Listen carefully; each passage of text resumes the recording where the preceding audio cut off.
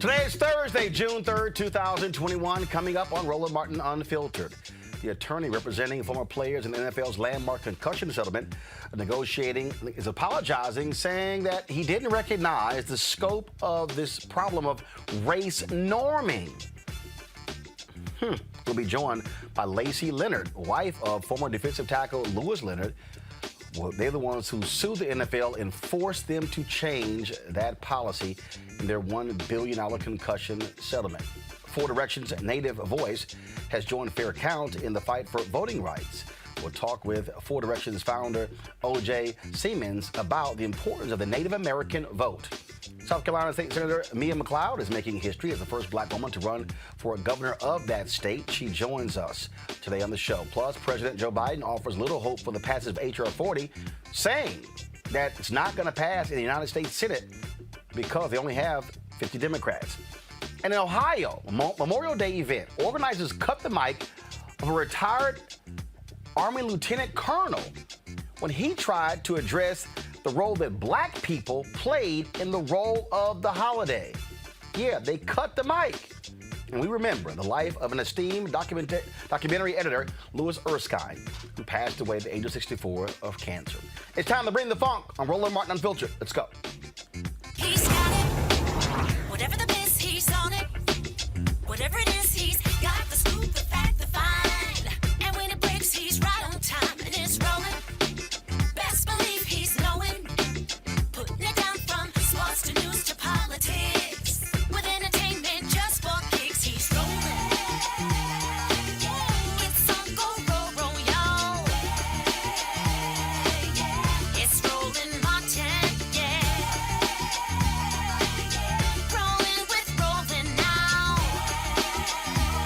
He's funky, he's fresh, he's real, the best, you know he's Roland Martin now.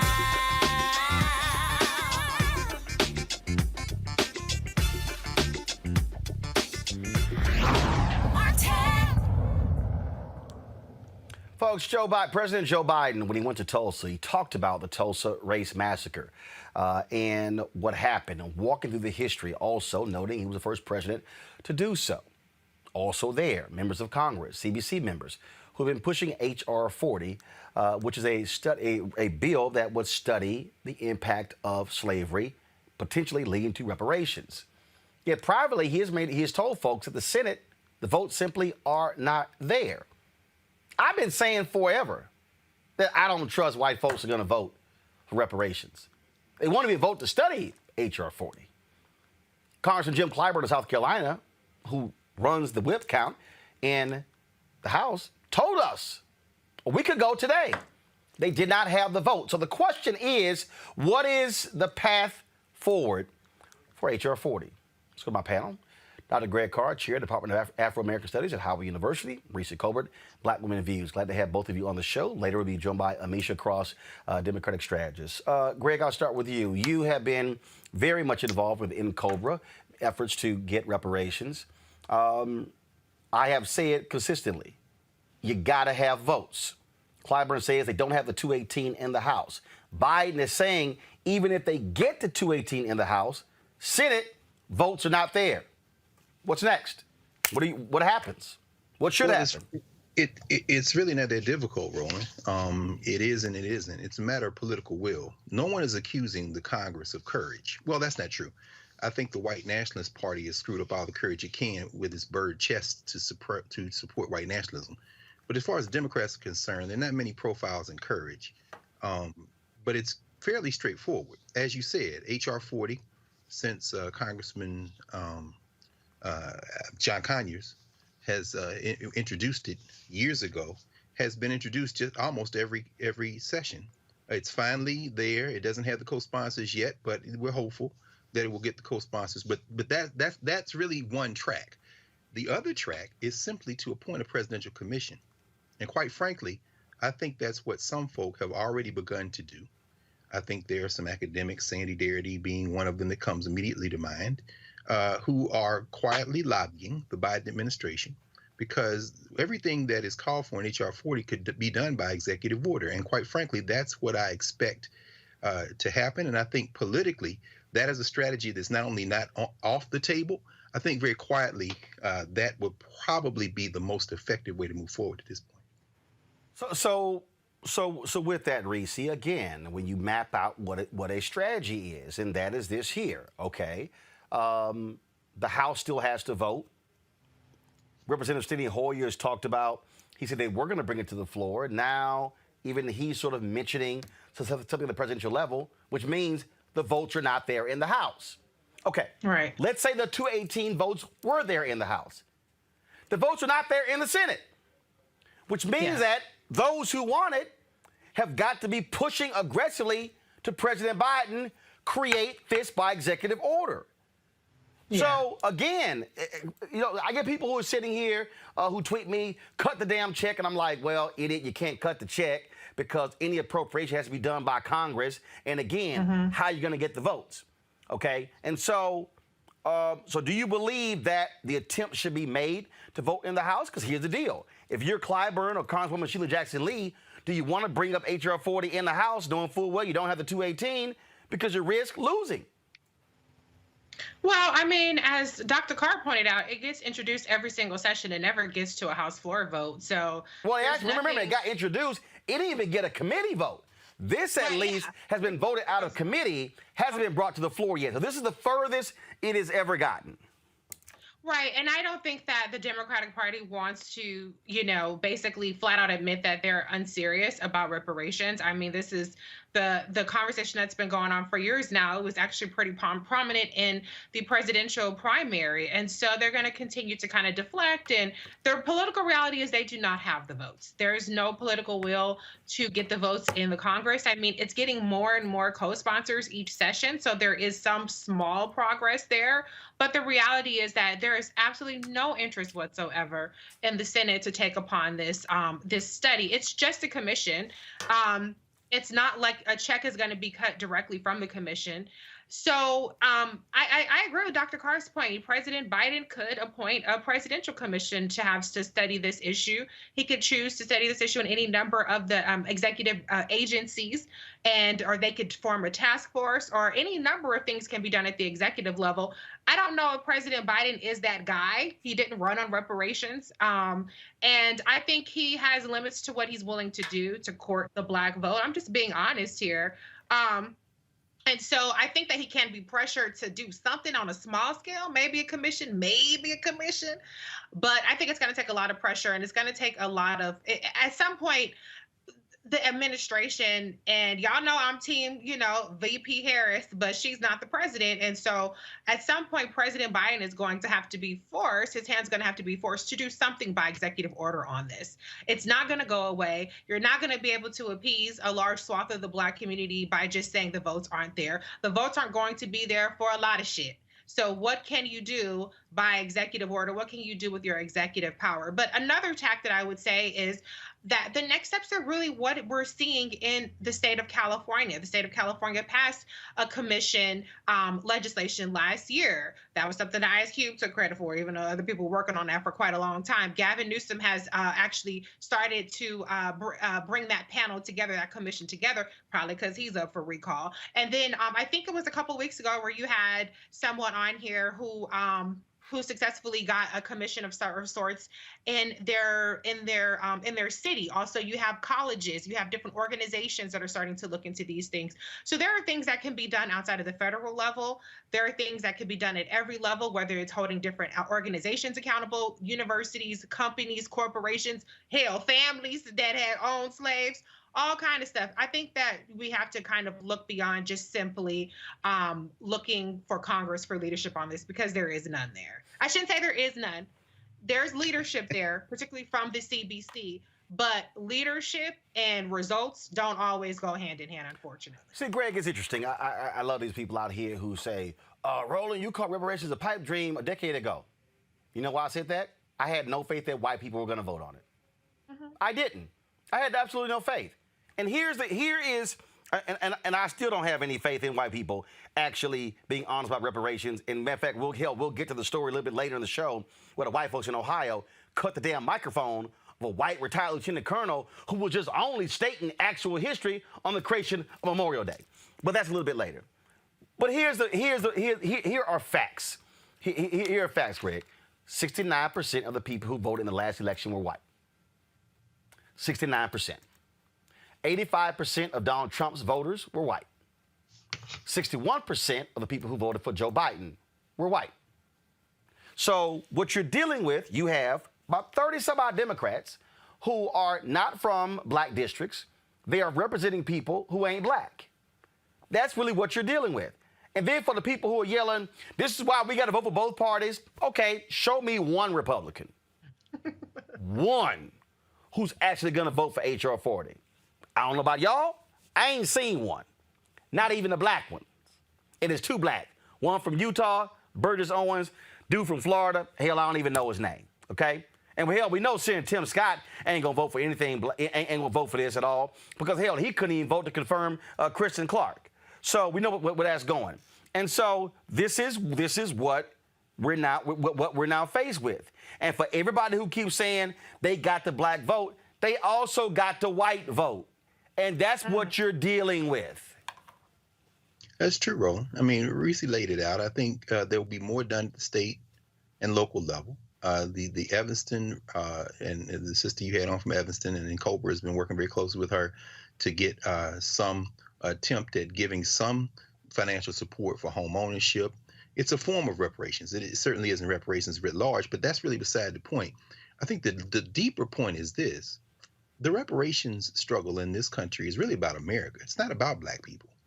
I don't have any expectations of this settler colony turned state. And I don't have any expectations of it because I understand it.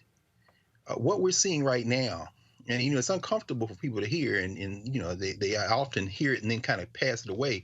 But this country is it's entering its final stages.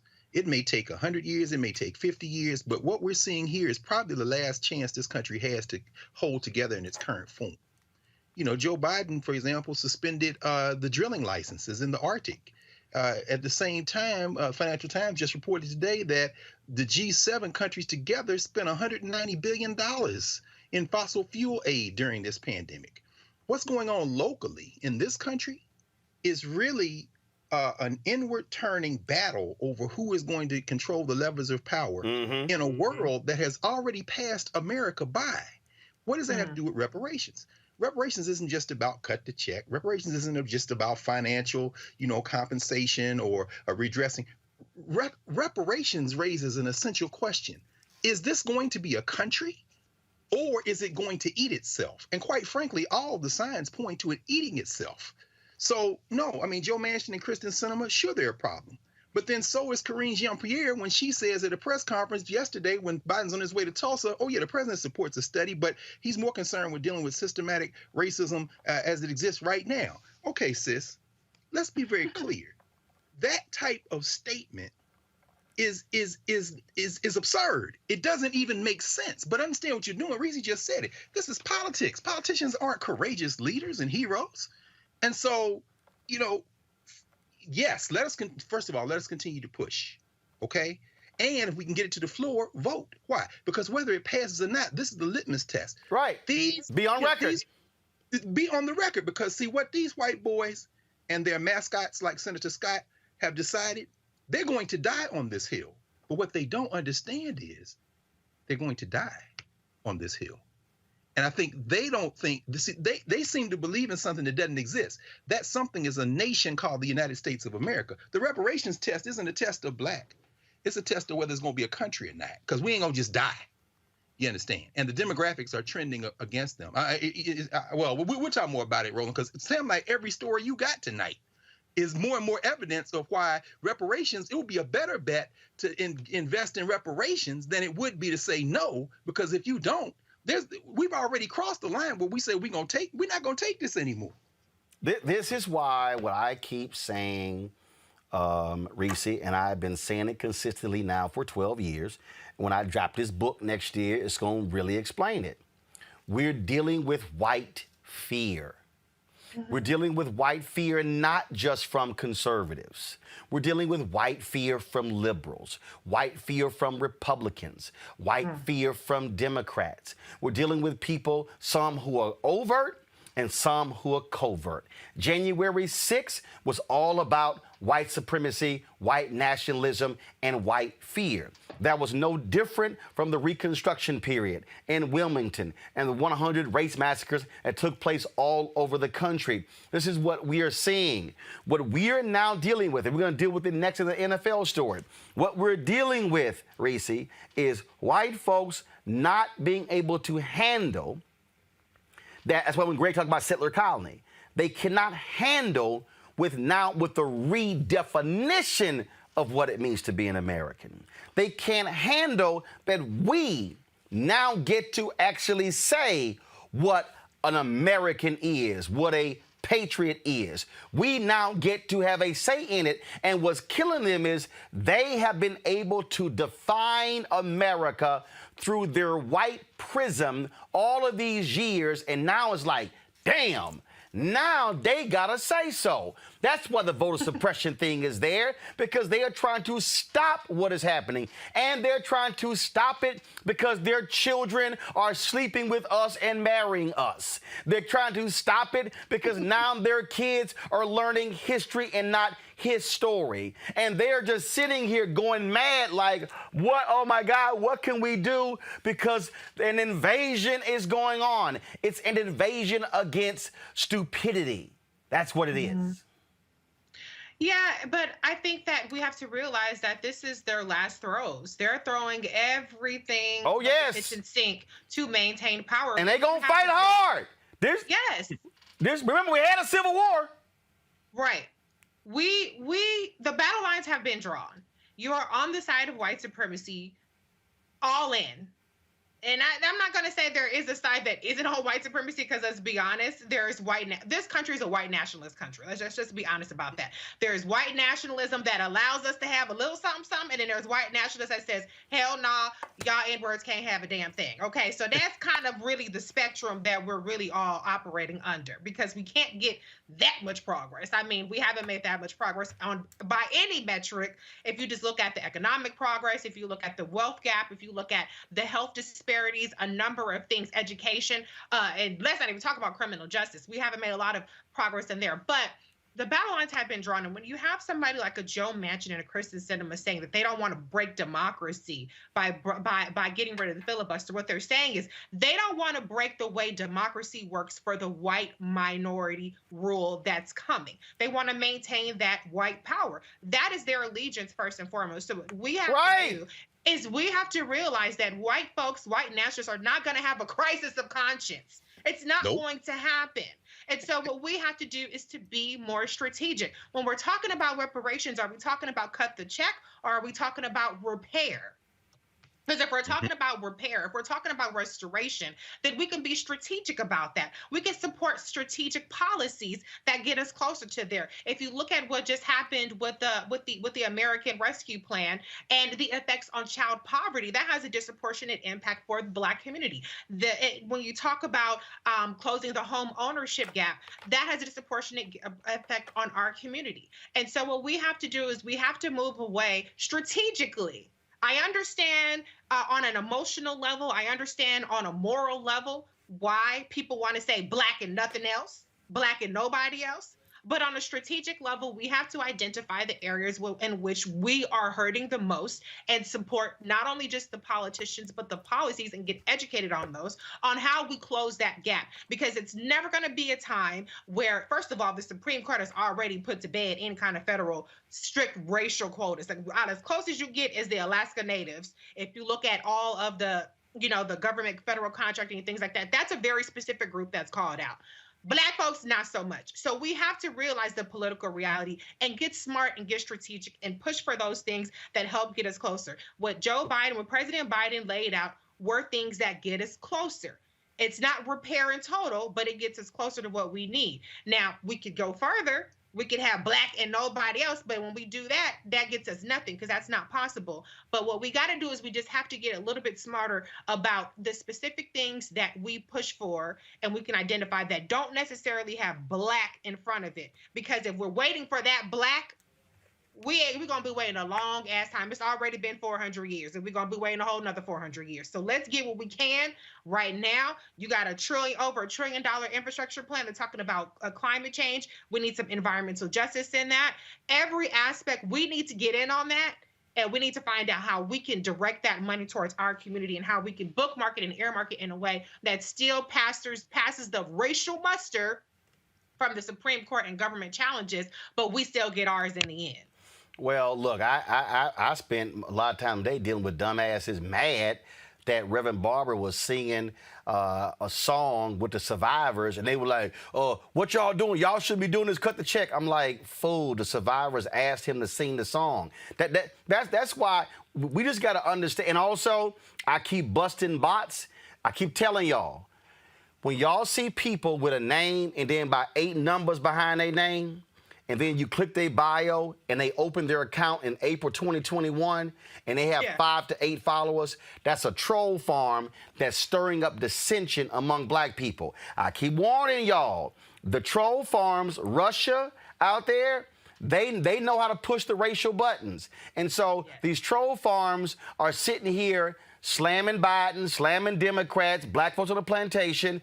All you got to do is check the bots. And I said, y'all might want to get better with your algorithm, because see, if you keep sending names with a black picture and then about 8 numbers behind your name, and again, you got 8 followers and you open your account in April 2021, your ass not real. You're a bot. Yeah. But again, understand what's going on there. Folks, we talk about, again, how we deal with race. We told you yesterday how the NFL announced they're going to stop using the practice of race norming, the method the league used to determine the compensation for head injuries the players got on the field. Now, you may say, what is race norming? Well, my next guest is going to explain it. Lacey Leonard, who is fighting the NFL concussion payout protocol, has a personal interest in this. Her husband, Lewis, is a former NFL player. They're the ones who went after the NFL and said, how dare you set up a standard that's different from black players than for white players? They join us right now. Folks, how y'all doing? Hi, how are you doing, Roland? Doing great. So for the people who don't know, who don't understand why this was such a big deal, just go ahead and explain what y'all have been dealing with this race norming. You want to go first? Or go ahead, babe. So the reason why it's a big deal, first and foremost, is that we all know that the NFL is made up of about 70% African-American males. So to have a standard currently that, well, up until yesterday, right before this story broke, have a standard in place that was set that African-American retired players were giving a different test than former retired white players in order to not necessarily have to pay players, their the money that has been set aside for concussion was alarming, because so many families, has been fighting for years. This isn't something that's just happened recently. There's been a lot of families who have been fighting for years to receive their NFL concussion benefits, and many were just denied right out from the gate. Almost more than half probably were denied from the beginning. In our particular case, my husband, he actually had received an approval. His NFL concussion settlement had received an approval. And then, lo and behold, we had received information that they were going to audit his approval. They went through an audit for several months and came back with no adverse findings. Now, if you know anything about football, you can imagine that the length of these men's medical records are ridiculous. My husband has probably one of the largest medical records that most doctors have ever heard about. When people see him and they look through the medical report, they're just kind of astounded by how much medical information that has been presented over the years with his history.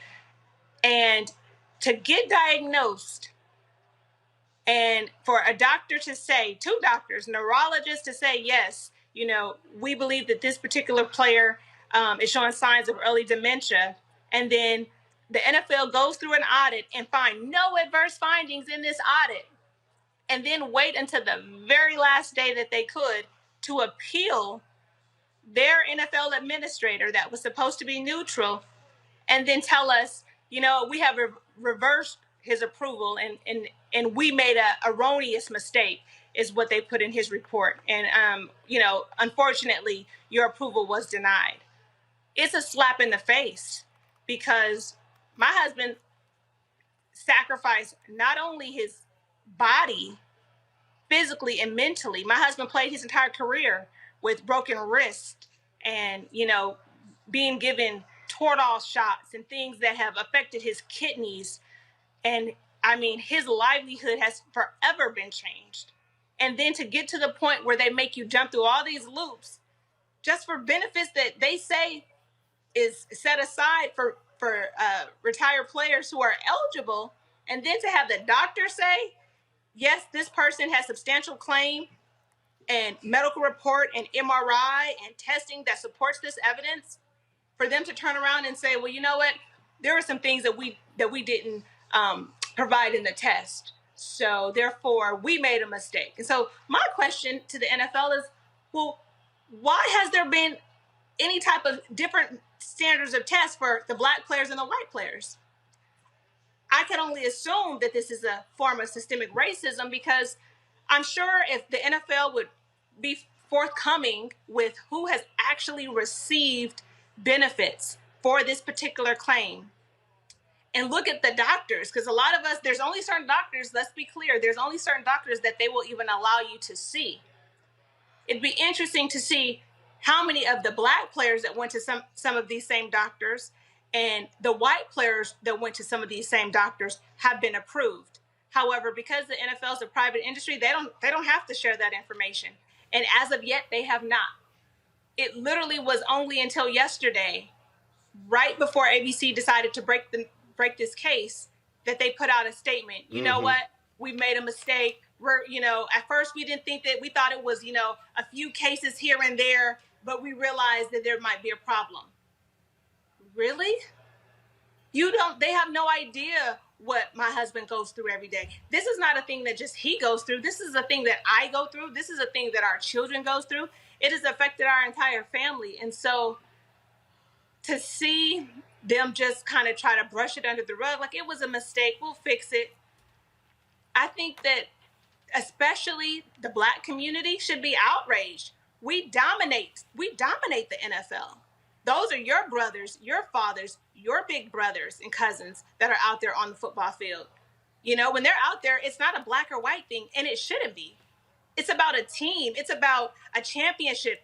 The fact that they have literally been getting away with this until someone said, you know what? I need to speak up. This isn't right. That is why we're here. That is why it's important. That is why we're so passionate. They've already reversed our approval. So we don't know if they'll come back and say, you know what, Mr. Leonard, we are sorry. But maybe for the younger rookies and the younger players that are currently in the league, this is why we're standing in the gap, because we don't want what's happened to us and what I've seen happen to my husband to happen to anyone else. Lewis, this is the NFL. This is the story on the NFL.com. Folks, go to my computer. The NFL noted that the norms were developed in medicine, quote, to stop bias in testing, not perpetrated. Both Seeger and the league said the practice was never mandatory, but left to the discretion of doctors taking part in the settlement program. Now, what's also interesting is that the lawyer representing the players stated that he saw no racial discrimination in the settlement claims. Then he had to apologize for his comments. Lewis, I mean, my God, this is supposed to be the damn attorney representing the players, sounding more like the NFL attorney. Exactly. That is true. And it's so much fraud behind it. But, I mean, it's sad because when I look at this, I have to look at my brothers who I went to war with, whether they're white or they're black. And I look at a lot of them who has dealt with mental issues, a lot of them who I feel is worse off than me. Some of them who I know has already passed away.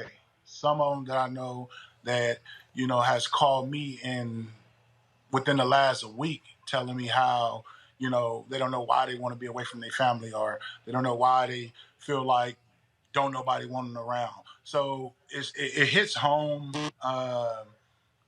when you look at a situation like that, and you look at these attorneys and you try to trust them, and you just try to confide in what they're doing, and then you find out that they stabbing you in your back, and that's really what it is. I know your boy Chris Siegel. He talks about how, well, I guess he said it was an apology. I didn't take it as an apology because he admitted that he knew about it, that it was racism. I mean, that it was race norm in the beginning, but he thought it was only Case by on case. a case by case situation. Okay. Well, if you knew that, then why you didn't stop it then? But not until we bring light to it that you try to backtrack and get out in front of it, and then want to tell us that, hey, I still want to defend you. I want to make it right. I think it's BS. I truly do. Lacey, if it wasn't for the wives, this wouldn't be an issue. I'm not diminishing the players, but the reality is you and other wives are having to deal with the after effects of what your husband and other players are facing. You're the ones having to deal with dealing with the mood swings, the changes, and being in essence the caretakers of these men. And when you mention these younger players, I think about when these contract negotiations come up for collective bargaining, and a lot of players are only thinking about themselves in the now, but not thinking about 20, 30, 40 years from now. And a lot of older players have been highly critical of younger players not understanding their plight. Right. I mean, honestly, Roland, it's when we look back and think about when we were, in our 20s, over 10 plus years ago, I don't even think we would have been thinking that. We would have never thought about what we're going through now, the neurocognitive impairment. It wasn't something that we had even heard about. It wasn't really talked about. 15 years ago, people were not talking about the ramifications. Not to say that it wasn't happening, but we weren't really aware of it.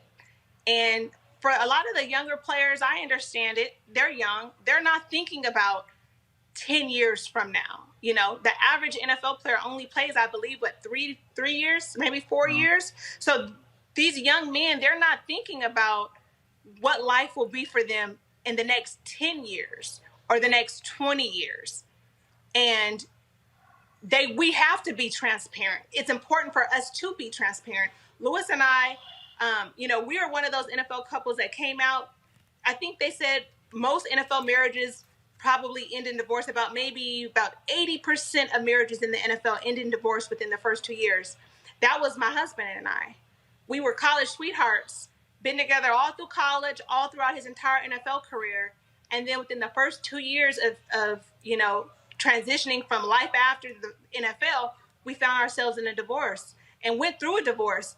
And, he was dealing, and back then, and it's like, I understand it now that I'm closer to 40, but back then I just thought that, he's just being sporadic. He's doing this, he's doing that, and not understanding everything that he was even emotionally dealing with in here with just that transition. And then you start thinking about in the NFL, they give these guys, all these Toradol shots, and they're not thinking about these guys' internal organs and, being 30 something years old, having, kidney disease, or all the things that come with what they've set these guys up for. They've set them up to just play. They have not set them up to live after football once it's over. And I'm not talking on a financial aspect, but even on an emotional aspect. Mental health is so big. And it wasn't until me and my husband got to going through what we're experiencing that we realized how important mental health is. I mean, it's really increased our awareness of how important it is, and also tapping into the resources that are available, but then also wanting to turn around and give back.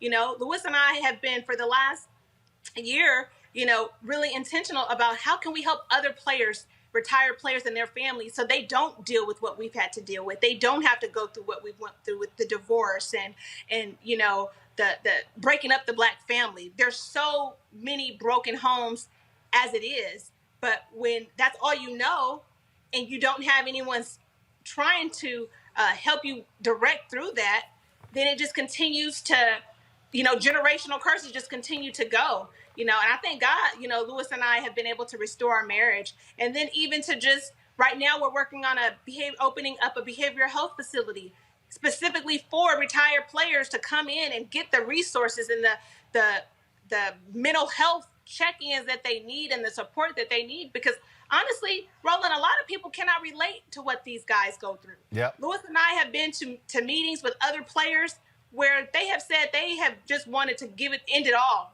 You know, right there on I want to end it all. And you sit there and you think, wow, some of these players are people you've seen win Super Bowls, or, you know, they might have massive amounts of money. But if you're not happy internally or even mentally, look how damaging that is. We just saw a young man kill himself. But not only did the NFL player kill himself, he killed a doctor. He killed the doctor's wife, grandkids, children. So mental health is such a big deal. And imagine knowing that you have all these issues with neurocognitive decline and depression and mood disorder, and you constantly hearing all these doctors tell you all these things wrong with you, and then you get in front of the people that says, you know, we're going to help you, and, you know, this is a brotherhood, and then they slap you in the face and say, oh, wait, we didn't administer this part of the test, so we're going to go ahead and reverse that. So what part is it? Is it the black part? Is it because you didn't include the black part, or what exactly is it? And that's the part that is just it's just hurtful. It's so hurtful. And it's sad that in 2021, Black folks, us, we're still sitting here going through this. We're still going through this. Lewis, obviously for a lot of players, when the cheering stops, it's a whole different world. How often are you communicating with your former NFL brothers about what y'all are dealing with? And this question is often asked. Do you regret putting those pads on? I don't regret it. I don't, because it has helped me to experience some things that I know that I would have never experienced. It helped me to escape some things that I know that I never would have been able to escape. It has helped me to live a life for providing for my family. But also, with all that, you go to war, as somewhat as we look at it, you go to war on the football field and you do all you can do for these organizations. And the thing about it is you're so happy to get into the league. And once you get in, you realize how political, how cutthroat, how just whatever other word I can use, but it's not a good, once you win it, it's, a lot of people say it's harder. Well, it's harder to stay in the NFL than it is to get there. And the reason being is because you got to put your body through so much, right? And I'm not crying from that. I'm not sad from that. It's just what we do. But once we're done and you go and you have, you're dealing with issues. And I think I probably dealt with, before I even found out about that I was dealing with depression, anxiety, and other things, I probably went for about 5, 6, 7 years before I had any clue of why I was feeling the way that I was feeling. And tell you the truth, Roland, like even before I got done with the league, I was feeling things that was taking place in my mind and just how I felt. I didn't even realize that I was going through depression even when I was in the league. Sitting on the bench and realizing that I really don't even want to be here. But then I realized how many times I had concussions, or how many times I blacked out and went back in the game, or how many times I blacked out and stayed in the game, or how many times I went home and had headaches where the room is spinning and I'm just kind of dealing with it. And then I show back up the next day like nothing's going on. Or like you say, even once you're done with it, we really don't talk about it. Teammates and some of the guys that I deal with, we really don't talk about what we deal with unless it like comes up and we just, somehow we just kind of touch on it a little bit.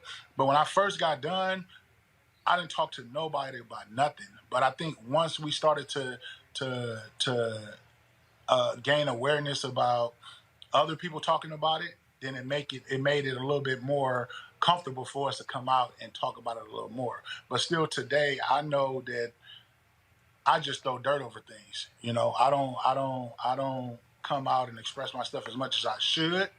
And I hate it. Tell you the truth, I didn't even want to be on this call today. I've been in my room all day. laid up because, I mean, it's just what I deal with, you know. And although I didn't want to be on this call, I got a wife here that tries to get me up and try to hold me accountable and try to do things to help me to just live a quality life. And I trust in her for that. But it's hard because I know there's a lot of guys out there struggling. But to now, and I'll tell you the truth, I got my phone ringing, and a lot of my guys who played, they had no clue about race norming. I didn't have no clue about it when I was sitting here with my wife trying to read the denial after we had got approved, and I'm studying hearing, well, the doctor didn't add the norms. The doctor didn't add the norms. I'm like, what is the norms? And lo and behold, we find out that there's race norming. So, but to go back to it, it's hard for us to talk about some of the things that we go through because we spend so much time being a big guy, being a strong guy, being the guy that everybody look up to. So when you're done, it's bad enough at the fact that you're done. If you wasn't fortunate enough to play 17 years or 15 years and retire, you kind of feel bad that you're done. And then you kind of feel bad that you feel the way that you feel because you're supposed to be this strong man. You're supposed to be this warrior. You're supposed to be somebody who can endure everything. But it's not like that. You turn into, I don't want to say you turn soft, but you start to really internalize, you know, the sensitive side because it scares you. It scares me what the next 5 years look like. It scares me what the next 10 years look like. It scares me that I might not be able to be with my kids when they become old enough to go into the NBA or play sports or become whatever it is they want to become. It scares me that I might not be there because I deal with some of the things that I deal with. So once again, me and my wife are just trying to stand in the gap that we can find answers, continue to find answers for ourselves because I want to find answers to better myself. And that's the main thing. That's the main thing. But I'm always here to hear my brothers if they have issues and you know, I try to correct myself as much as I can by not being closed up and to myself and trying to express myself like I'm doing right now on this call. And I appreciate you taking our interview. But it's tough. It's tough, brother. Mm-hmm. It is. It is. Well, Lewis and Lacey, we certainly appreciate your courage, continuing to fight. But Lewis, you did make one mistake. You should have one regret in life. Wearing that shirt on my show. I forgot you was on the wrong side. You see this shot right here, Lewis? I told him to zoom in on the camera just for you. I knew that was I knew that was gonna get a laugh out of you. So you made one mistake, Lewis. Yeah, all right. It's all divine nine love. You know that. You know that. I'm just saying, you know. I'm like, he just. But you see it though. That's all. I'm like, did he wear that damn shirt on my show? I'm like, and normally I wear an Alpha shirt on Thursday because Dr. Greg Carr is a fellow Alpha brother. So, but I'm gonna go ahead and let you slide with that one. You knew this big dog is coming on. So I understand. No, I remember Alpha's your daddy. So don't get confused. I appreciate both of y'all coming on, and Lacey's good. My wife's a Delta, so tell my story. Thank you so much. I would do that. Y'all keep swinging anytime. Y'all are welcome back anytime. This is why we created this show to get our voices out there, because we don't have to ask anybody's opinion or ask permission to speak to our issues, and so we're certainly going to keep this issue on the forefront. So thank you so very much. Thank you, Roland. Good night. Thanks a lot. God bless. Man, that was, Reese, that was a very, difficult to hear, but this is what people need to understand when they're watching football. If they're watching football, college football, high school football, pro football, what these players are going through. Yeah, it was just really heartbreaking. Shout out to Black women. Shout out to Mrs. Leonard because if nobody's gonna have your back, if nobody's gonna fight for you, a Black woman's gonna fight for you. That's for damn sure. But it was very heartbreaking because you know what the reality is that these players are still looked at as mules. They're mules in terms of they're cash cows. They're mules on the field, and their humanity is denied. And just to hear the impact that this has on a mental level, not just for him personally, but on his wife, on his family, and the long-term implications of this is just terribly heartbreaking. But I'm just so grateful for their transparency and really bringing light to this, because this is an issue in terms of mental health that's just not really talked about enough in our community. It's certainly not talked about in terms of celebrities. I know Naomi Osaka is kind of the topic of conversation this week, but people kind of look at Black athletes, Black celebrities as they should just be happy to be there. And what do they have to complain about? What kind of mental health? Why would they have any mental health issues and things like that? But the reality is there can be physiological reasons behind it and a number of reasons that are driving it. So it's really important to have this conversation. And this isn't just an NFL problem. This is something that we have if you want to call it race norming, but there are formulas that determine whether Black people get organ transplants. There's adjustments that are made that were even when Black people go and get medical care and they're asked to rate their pain on a scale of 0 to 10, and healthcare providers consistently don't believe Black people are in as much pain as they say they're in. Yep. We have Black maternal mortality, which is 3 to 4 times more than white women. Black infant mortality is significantly higher if Black infants are born to white doctors, and so there's so much medical racism throughout the entire spectrum. And Right. It's so deeply ingrained, not just in the NFL, but in every aspect of our society. So I appreciate them for bringing light to this. It's incredibly disgusting, but I hope that they get some sort of justice in this case. Amisha, this is why I keep trying to explain to people, when people are fighting for billionaire owners over the interests of players, understand this is why you are screwed up. Absolutely, Roland, and thank you so much for having that couple on, because I feel like a lot of this story has been lost. The initial response when the story broke last year around race norming and what was going on wasn't one of sympathy. It wasn't one of care or concern, particularly because the nation writ large doesn't care about Black people, but also because the human element, the fact of the matter of these former players who have had serious concussion issues, they go back to their families. They often have mental health issues. They often cannot emote to them or be emotional in the same way. They can't relate to them in that way. A lot of these families break up. A lot leads to abuse. It's a very sad and horrible situation. But I think that what we also have to remember, to Reese's point, is that race norming happens in almost every field. I think that when we talk about medicine in general, we have to go back to the roots of how medicine was created in this country. And that scientific process was not so scientific in saying that Black people had smaller brains, and saying that Black people were not intellectually capable, and saying that Black people, because they couldn't learn, were more fit to work in the fields and do these things that didn't require them to have an education.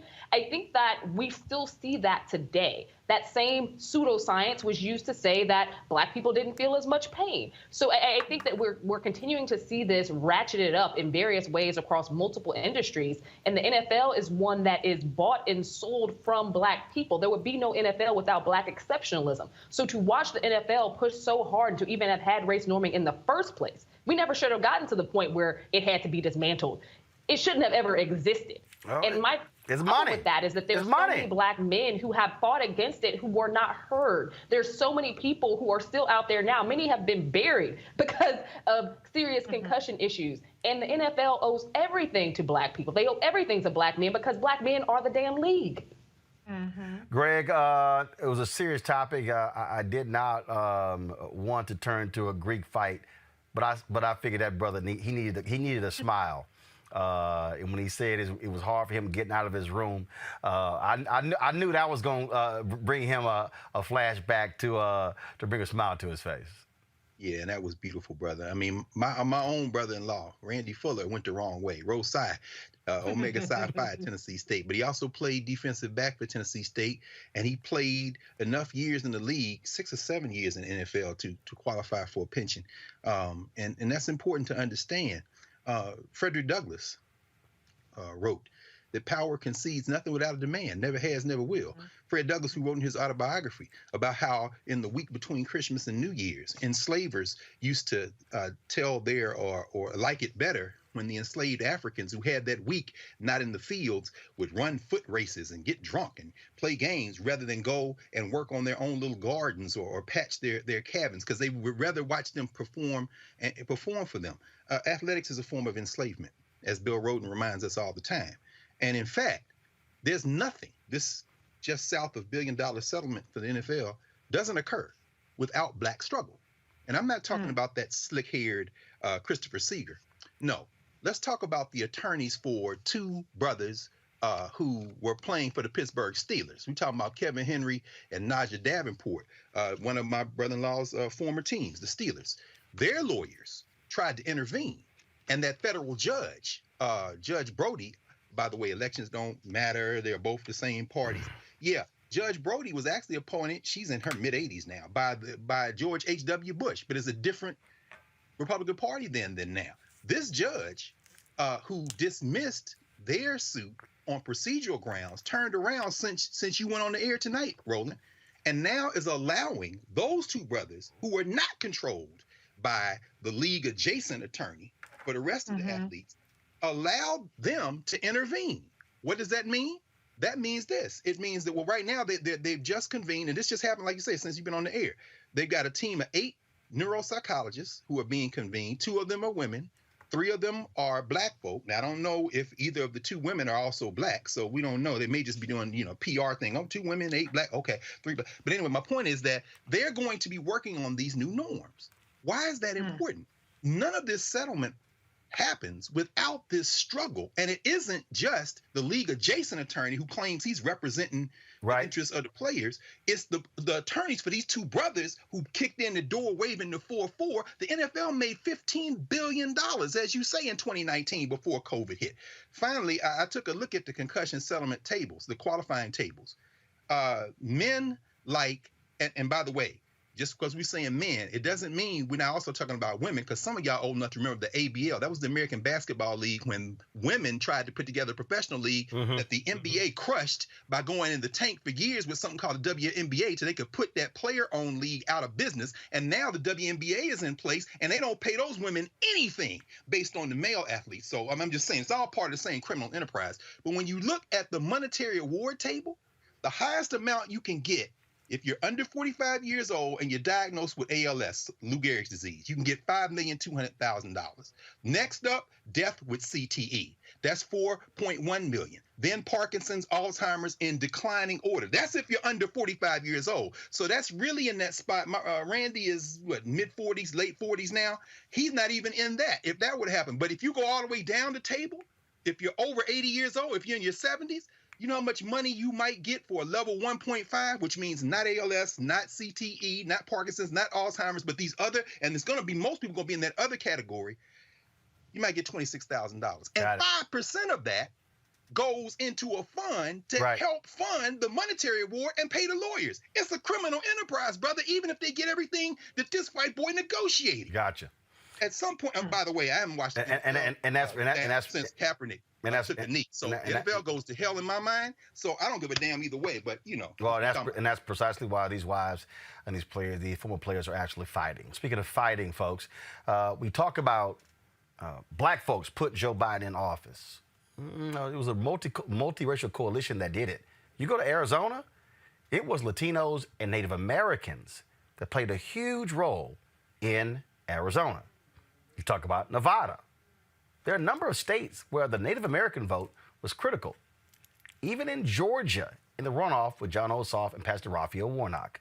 Well, the Native American voting rights group 4 Directions Native Vote is announcing a partnership with Stacey Abrams' Fair Count. This collaboration between Fair Count and 4 Directions hopes to eliminate voting barriers for the Native and indigenous communities historically undercounted and underrepresented in Georgia. Joining us now is O.J. Seaman, founder of 4 Directions Native Vote. O.J., glad to have you on Roland Martin Unfiltered. Dr. FP, hello, my relative. Great to be back. As usual, your shows are right on the money, and it is kind of like what we do in voting. You bring grassroots issues to the people, so I really enjoy your show. and it's a pleasure to be here. Glad to have you back.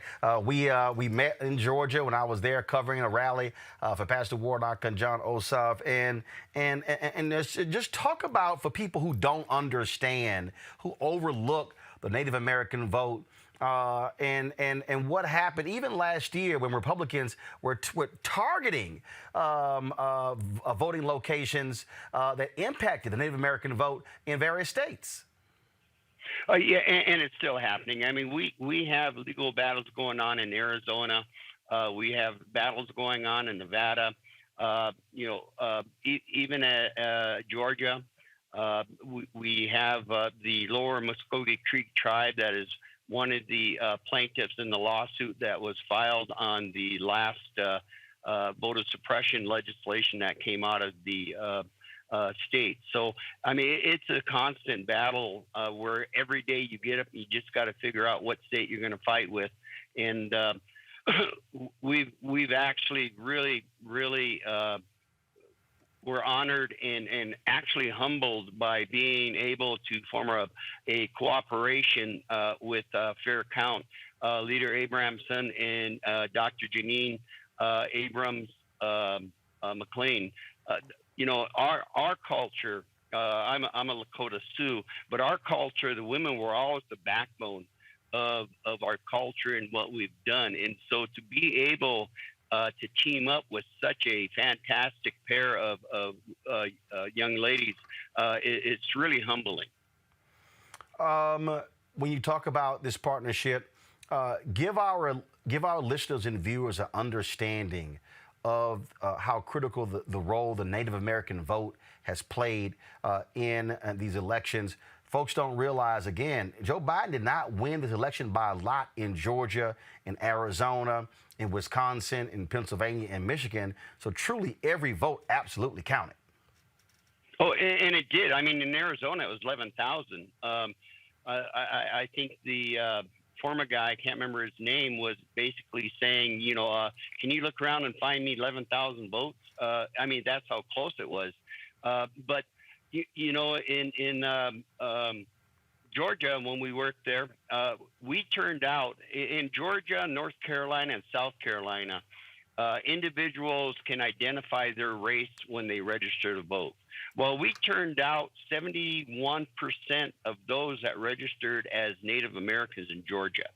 And what's really interesting about this is that, the Trail of Tears in Andrew Jackson, he went through and tried to do the extermination and removed, well, he thought he did, removed all of the natives from the state of Georgia. There's 100,000+ Native Americans in Georgia. And so now one of the things that's really important in teaming up with Fair Count is teaming up together to identify not only Native Americans, but to also do voter registration drives in order to increase that number. We do know with some of the hardships that they're putting on in this voter suppression in Georgia, that we also not only have to fight those, but we also have to increase the actual turnout. You have an election coming up here because Senator Warnock was a special election. He's up in 2022. And so what we need to ensure is that when people register, they come to the polls, they vote on issues that are going to affect people of color, and especially in Georgia. And we need to get the numbers up that we, even higher than we did in 2021. Well, as absolutely great. Last question for you. 2022 midterm elections. You got Senate races in Arizona. A lot of folks not happy with Kristen Sinema, how she's operating. And so what are the states your organization really is focused on when it comes to these Senate and congressional elections? Well, of course, Georgia. I Yep. think I'm trying to make that my home now. We're looking at Nevada, we're looking at Colorado, and we're looking at Michigan. And we have always worked in Arizona over the years. We've actually teamed up with the Navajo Nation a few years ago and filed lawsuits in order to establish more satellite offices and more hours. People don't understand in a lot of places where they set up early elections, they usually set it up in a county building or a municipality where not many people of color are. And so we're really pushing for more satellite offices and given equal time for people of color to be able to show up and vote early and register early during the prior to the 2022 election. All right, then. Well, OJ, I certainly appreciate it. Certainly glad to hear what the partnership you're doing with Fair Fight, and look forward to getting out there on the golf course with you. All right, sounds good. I'll look up the Las Vegas Tribe of Nevada has a beautiful golf course. I'll give them a call. Hey, done. Let's make that thing happen. I appreciate it. Thanks a lot. Pleasure. I appreciate it. See, folks, this is why it's important for you to watch Roland Martin Unfiltered. We don't deal with mess. We don't deal with gossip. We're not dealing with all that other little silly stuff out there that some folks tune into. This is about issues that matter to us. This is about reaching out and being able to have folks like OJ, Native Americans, giving them a voice for the issues as well. That's why we want you to support what we do for our Bring the Funk fan club. You can join. Of course, our goal is asking 20,000 folks of our fans each year to give just $50 each, $4.19 a month, 13 cents a day. You can do so by going to Cash App, $RM Unfiltered, PayPal.me/R Martin Unfiltered, Venmo.com/RM Unfiltered. Zelle is Roland@RolandSMartin.com, Roland@RolandMartinUnfiltered.com. A lot of people have asked me, hey, why don't you go to a subscription model? Here's why. We've had people who support our show who can't afford to pay $4.99 a month or $5.99 or $6.99. We've had some people, all they've given us is $1. I'll tell you, when we were in Tulsa, people literally walked up to me and put checks in my hand, put cash in my hand. They support what we do, and so we want you to do so as well. We've got several thousand of you who are watching right now on YouTube and Facebook and Instagram and Twitter. A lot of y'all are riding for free, but remember, your dollars makes it possible for us to be able to pay staff, be able to travel, and cover the stories that matter. When we come back, we're going to talk to a sister who is running for governor of South Carolina. Yeah, that's South Carolina. That is next on Roland Martin Unfiltered. When I managed a team of 5,000 as vice president of AT&T, I led by empowering my people. I'm Deborah Peoples, and that's exactly what I'll do as mayor of Fort Worth. Together, we'll get small businesses moving again, invest in our neighborhoods, and we'll support our schools to help kids catch up after COVID. On Saturday, June the 5th, I'm asking for your vote. I'll be mayor for all the people to build one Fort Worth. Black women have always been essential. So now how are you going to pay us like that? And it's not just the salary. I mean, there are a whole number of issues that have to support us as women. Yeah, but that's what we deserve. We shouldn't have to beg anybody for that.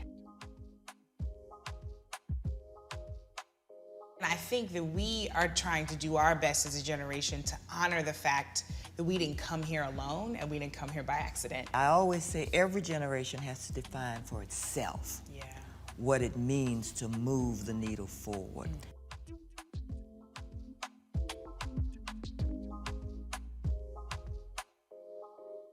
When you study the music, you get Black history by default. And so no other craft could carry as many words as rap music. I try to intertwine that and make that create whatever I'm supposed to send out to the universe. A rapper, for the longest period of time, has gone through phases. I love the word. I hate what it's become, and to this generation, the way they visualize it. Its narrative kind of like has gotten away and spun away from, I guess, the ascension of Black people.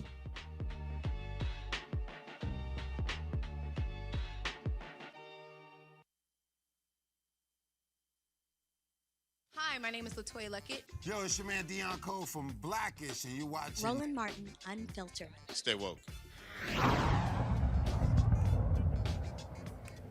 All right, folks. A black woman has never been elected governor in the United States. Remember, Stacey Abrams came up less than 50,000 votes short. In fact, in South Carolina, not since 1788, not one black woman has ever run for the position until now. Today, Democratic State Senator Mia McLeod announced her run for the state's highest office. She officially launched her campaign on the steps of civil rights activist Jessica Simpkins' house, and she joins us now. But before we go to her, we're going to play the video that she also dropped today. Check it out. This is Bennettsville, South Carolina, a place so neglected by so many for so long that some even call it the corridor of shame. It's the place where I was born. It's the place that shaped me. And the truth is, all across South Carolina, we share similar stories. Stories of love, of faith, of defying the odds.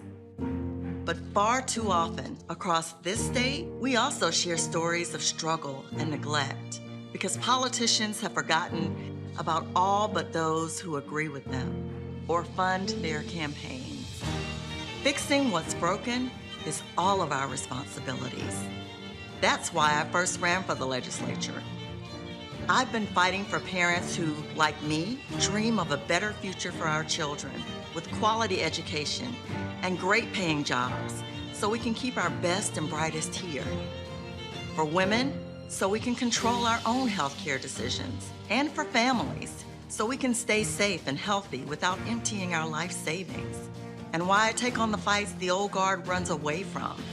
I come from a long line of servant leaders, going as far back as my great-great-grandfather. My name is Mia McLeod. I'm running for governor to build a South Carolina that can work for all of us, to bring new jobs to our state, and to support the people and the industries that are the backbone of our economy, especially our farmers and small businesses, so we can keep our best and brightest right here, where our jobs pay enough to keep our families secure, to ensure that our state is never again brought to the brink when a disaster hits. These are the new stories that can define us, the new victories we can share. This is our South Carolina, and together, we can create the state we all deserve. That's why I'm running for governor, and why I need you to join me. Well, Mia, glad to have you on the show. First question I keep hearing from people, Lord, we talking South Carolina. Does this sister have a shot? How do you respond to that? Thank you so much for having me, Roland. I love your show, and I'm happy to be with you tonight. So how do you respond to that? Because there are people, I'm sure there are people who in your state who said, Mia, this South Carolina. Yeah, it's going to be a fight, but I'm used to that. I've spent my life fighting for my community, fighting for people across the state. And, I'm not afraid. So let's do it. I'm ready. In terms of winning, I mean, what is going? I mean, obviously, you're going to need a major, massive black turnout. We saw last year Jamie Harrison raise an unbelievable amount of money and lost by a wider margin than polls expected to Senator Lindsey Graham. Many people attest that to the power of Trump in South Carolina. So, what is your strategy to really drive the black vote, but also to reach white voters in South Carolina to say that they should give you a shot? My strategy, Roland, is more about connection. Here in South Carolina, we don't have a governor who has the courage to lead. We've got a governor who, in the middle of a global pandemic, when Republicans and Democrats were calling me because they could not get their unemployment, many were unemployed for the first time. Many were struggling, trying to avoid getting COVID-19, and were still exposed, and were trying to get vaccinated. I mean, this governor has botched everything from the unemployment money that all these families needed to just to keep food on the tables and clothes on their kids' backs. And, the vaccine rollout was abysmal. And he has taken zero responsibility. When he exposed himself to COVID, he went and got the monoclonal antibody treatment and was, miraculously cured. But that's not the case for so many across South Carolina. And people are still dying here because of COVID-19. So, we need a governor who has the courage to lead, who can put people above his politics and, really move the state forward. I went back to my hometown to launch because it's a microcosm of South Carolina. It just shows the level of neglect and desertion. And, the fact that so many communities across South Carolina, rural, underserved, impoverished communities of color, and others have just been forgotten by this governor and this administration. I mean, they're prioritizing in the middle of a global pandemic, prioritizing fetal heartbeat and abortion bill. And I want to thank you I think you reposted my speech from the well on that very issue.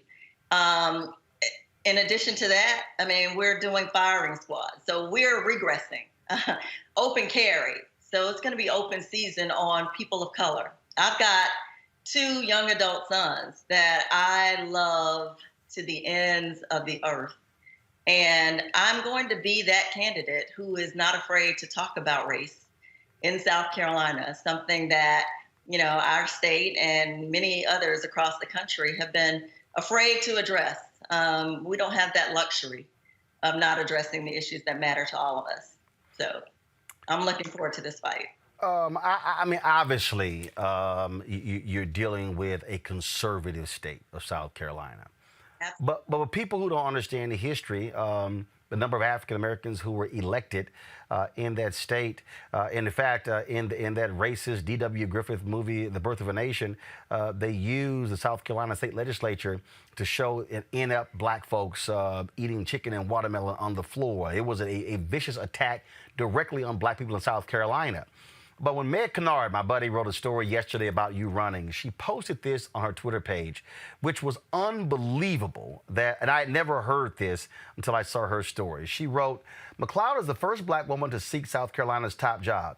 She would also be the first ever black governor in the state whose constitution was reconfigured during the Jim Crow era, weakening the office in the event that a black person were ever elected to it." Right. Wow. Wow. Yeah. Yeah. We are definitely not without challenges in the state, but where there are challenges, I believe there are opportunities. And this is an opportunity for just to give South Carolinians hope for a brighter future. A South Carolina where everybody can thrive, a South Carolina where people are paid wages that they can actually live on, a South Carolina that my sons would want to come back to and be proud to call home. That's what I'd like to build, a new South Carolina that includes all of us. And we don't have that now. We definitely don't have it under the current governor. And we won't have it for as long as he's in office. So I feel like I have to run. I have to do this for my family and all of the families across South Carolina that I serve. Questions for my panel. First up, the historian, Dr. Greg Carr. Your question for Mia McLeod. Oh, thank you, Senator. Thank you for your work. And it's funny, your great-grandfather, you mentioned him, heard you mention him in the ad there, Joseph Morris, of course, a Reconstruction legend. He went to Howard, if I'm not mistaken, before he went to USC Law School, right? So, yeah, I think they say Francis Cardozo taught him. And, of course, Cardozo was the first black statewide elected official. And them Europeans threw him in jail, and he had to leave the state. But, of course, anyway, that's a story for another day. Actually, it's the same story. You're from Bennettsville. Of course. And I think about Bennettsville because of the Children's Defense Fund. We had Freedom School there for many years. How How important is it for the voters of South Carolina and for your strategy? Is it for them to understand not only your roots, but because of your roots, you understand South Carolina in ways that many people, once they hear that, might warm to differently and say, you know what, let me set this other thing aside. She understands this right down to the DNA. How important is that to your electoral strategy? Oh my God, it's critical. That's what I mean when I talk about connection. And I mean, not just connection, but legacy. I am still in awe of what my great-great-grandfather and my great-grandfather were able to do during that time. I mean, it was phenomenal even for that time. But I think about, and it's such a sobering and it's a bit overwhelming, I have to admit, because as I learn more about my great-great-grandfather, who, as you said, went to Howard University and was, when he returned to South Carolina, he was nominated to serve in the South Carolina legislature. And I got emotional today just thinking about my dad, who is our family historian. He passed away in 2011 and wasn't able to be with us today, but he's always with me, and so is my mom in spirit.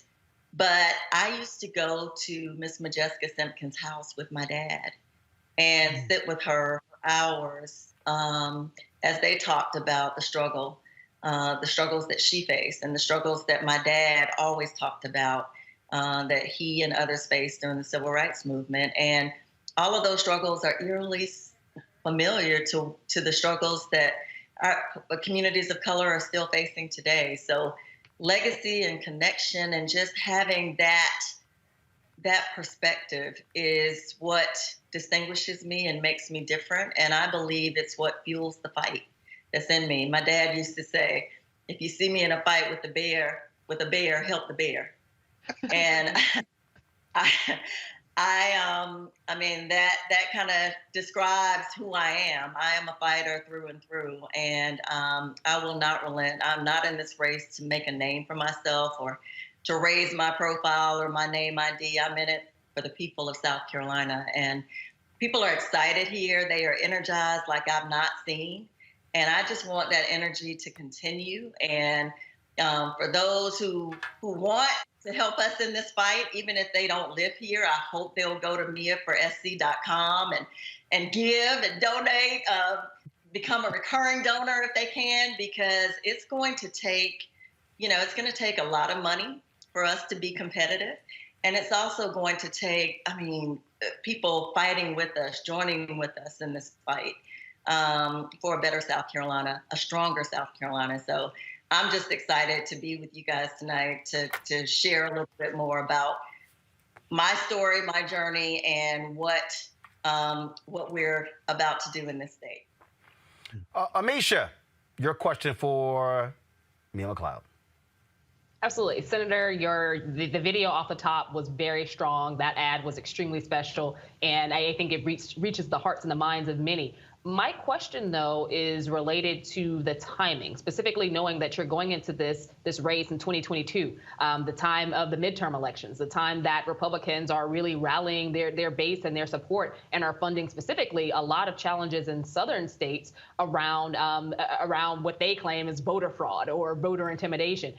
How do you plan on dismantling some of that, acknowledging the fact that midterms typically don't bode well for Democrats in general, but also what type of perception are you getting from the national organizations like the DCCC and the DNC? Is there any level of support or any outreach that has come from them in regards to your race? Or the Democratic Governors Association.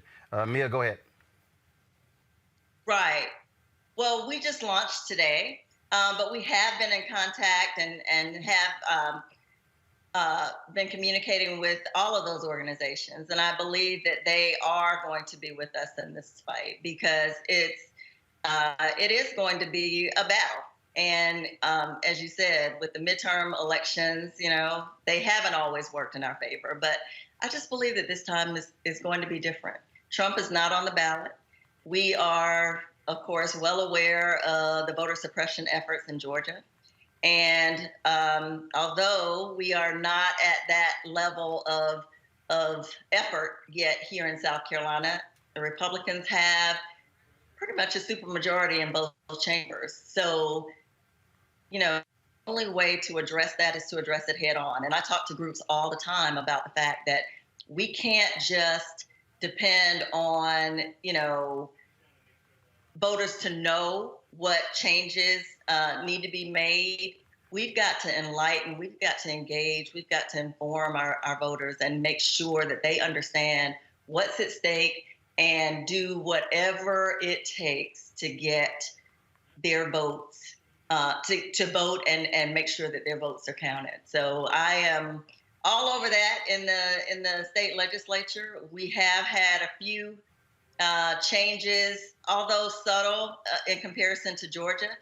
I do believe that those, you know, some more drastic changes are on the horizon, and we're going to fight those to the best of our ability and make sure that our folks, you know, regardless of the ridiculousness of what they come up with, we're going to make sure that that doesn't stop our people from getting to the polls and voting and making sure that their votes are counted. All right. Black Women Views. Reese, your question for this black woman running for governor. Senator, thank you for being here.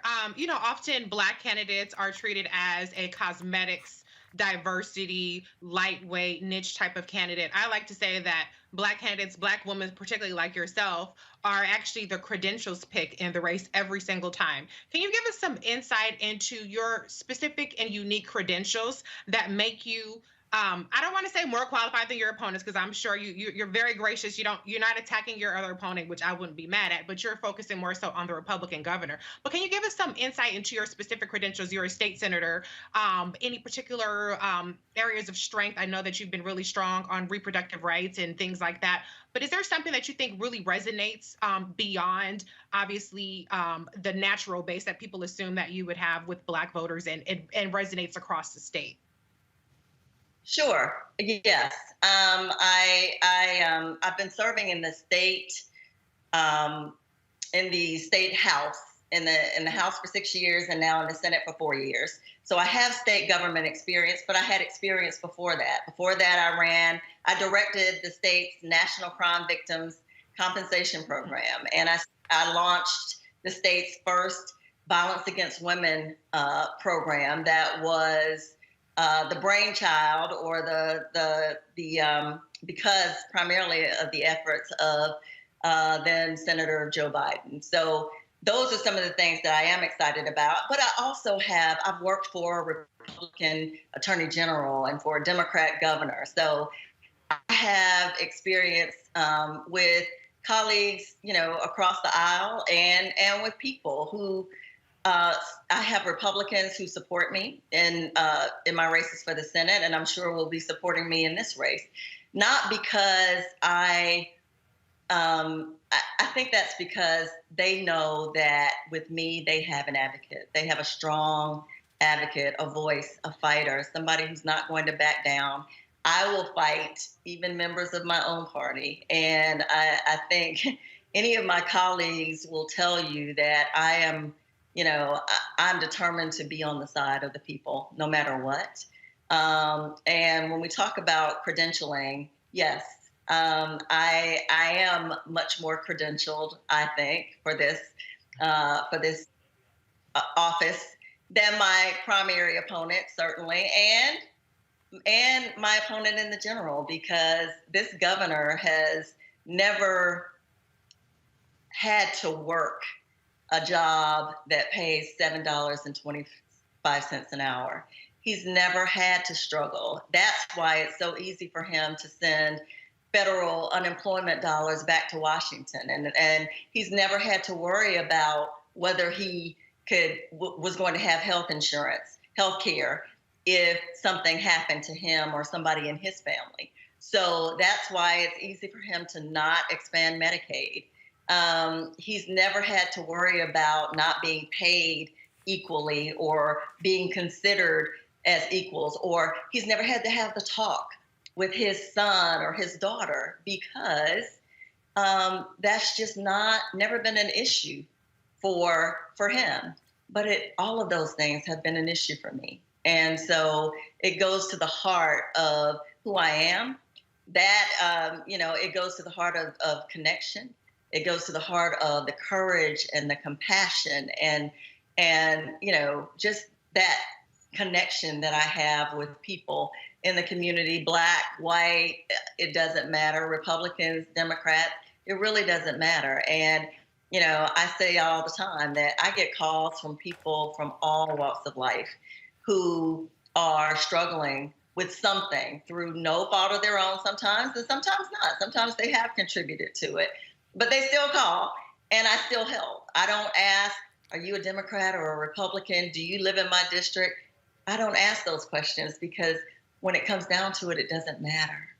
What matters is they have a challenge, and I am in a position to help them overcome that challenge. And I will do everything in my power to do that, regardless of a party affiliation, of gender, of race. But I can promise you that I will probably be the only candidate, and maybe the only candidate in the history of our state who is willing to talk about the issues that really matter to people. Not just now, and I'm not just talking about issues of race. I'm talking about socioeconomic issues. I'm talking about unemployment. I'm talking about employment. I'm talking about jobs. I'm talking about South Carolina is probably not the only state that has jobs without people and people without the skill sets to fill the job. So what we end up doing is bringing people in from out of state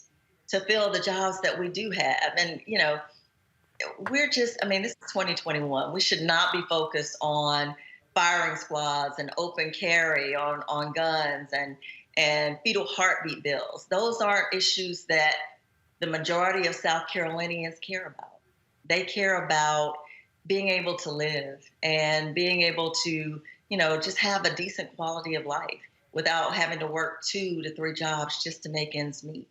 So we're going to get through this pandemic, but it will be in spite of Henry McMaster, who is our governor.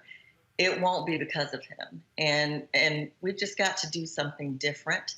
Our party has to do something different if we want to elect someone who is about all of the people, because doing the same things, the same ways that we always have isn't working. And I am that candidate. I am a different candidate. I'm different, as you can see. So I'm looking forward to this fight, and we're going to take it head on, and we're going to win. All right. Well, this was, of course, us in South Carolina at the Jamie rally, where we, of course, live streamed that. So we look forward in 2022 coming to South Carolina and doing the show live from one of your rallies. So we'll figure that out exactly when we do it and where we do it. And so good luck in 2022 in the campaign. Thank you so much, Roland, and thanks for inviting me tonight. Enjoyed it. I appreciate it. Thank you so very much. We'll do it again. Great. All right, folks, got to go to a break. We come back. We'll talk with Virginia Lieutenant Governor Justin Fairfax. He is one of 3 African Americans running for the Democratic nomination for governor of Virginia. That's next on Roland Martin Unfiltered. When I managed a team of 5,000 as vice president of AT&T, I led by empowering my people. I'm Deborah Peoples, and that's exactly what I'll do as mayor of Fort Worth. Together, we'll get small businesses moving again, invest in our neighborhoods, and we'll support our schools to help kids catch up after COVID. On Saturday, June the 5th, I'm asking for your vote. I'll be mayor for all the people to build one Fort Worth. Black women have always been essential.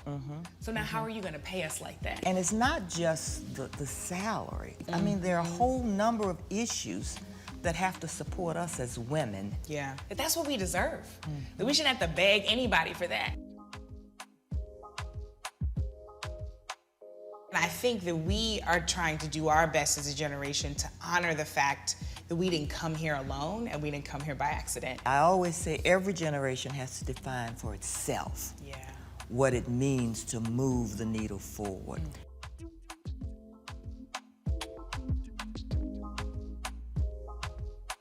When you study the music, you get Black history by default. And so no other craft could carry as many words as rap music. I try to intertwine that and make that create whatever I'm supposed to send out to the universe.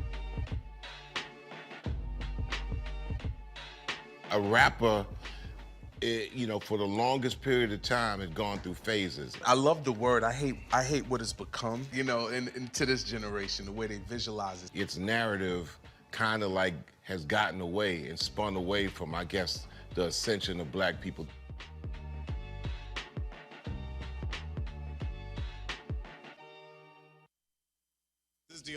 What's up, y'all? I'm Will Packer. I'm Chrisette Michelle. Hi, I'm Chaley Rose, and you're watching Roland Martin Unfiltered.